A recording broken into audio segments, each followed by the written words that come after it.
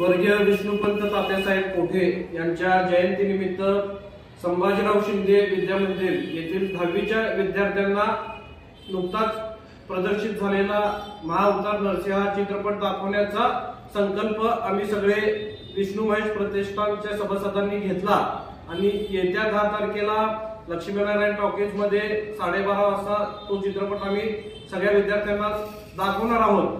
त्याचा मूळ उद्दिष्ट हाच आहे की तात्यांचं सुद्धा नाव हा भगवान विष्णूंच्याच नावाने त्यांचं नाव होतं। त्या चित्रपटामध्ये 2 विष्णूंचे अवतार आपल्याला पाहायला मिळतात, एक वराह अवतार आणि एक नरसिंह अवतार। तर त्यामुळं आपल्या मुलांना आपला इतिहास माहिती असला पाहिजे, आपल्या ग्रंथात काय आहे हे माहिती होण्यासाठी तो चित्रपट दाखवण्याचा निर्णय आम्ही घेतला।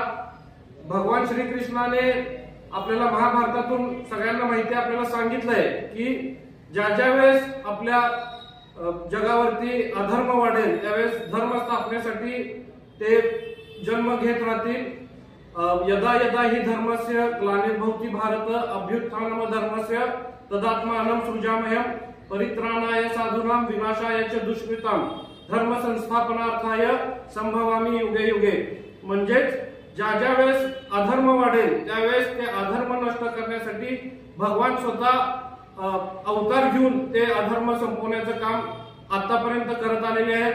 हिरण्यकश्यपाच्या पोटी भक्त प्रल्हाद जन्माला आले, पण भक्त प्रल्हादांकडून आपल्याला खरोखर शिकण्यासारखं आहे की अतिशय कमी वयात एखाद्या देवावरती निष्ठा आणि श्रद्धा कशी असली पाहिजे ते खरोखरच आपण शिकण्यासारखं आहे।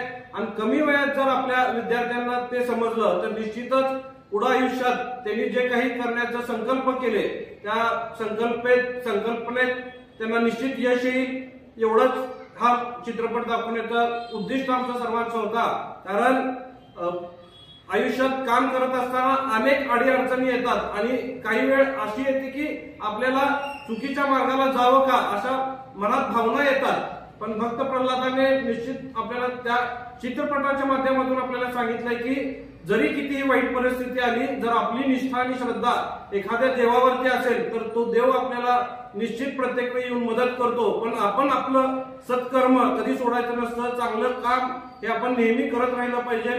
त्यामुळं निश्चितच विद्यार्थ्यांनी सुद्धा त्या गोष्टीचा बोध घ्यावा आणि आयुष्यात काम करत असताना चांगल्या गोष्टींना प्राधान्य देऊन आपण सुद्धा आपली प्रगती करत असताना समाजाला काय देऊ शकतो याचा विचार करून आपण सर्वांनी आयुष्यात पुढे यशस्वी व्हावं हीच सर्वांना शुभेच्छा देतो व थांबतो। धन्यवाद।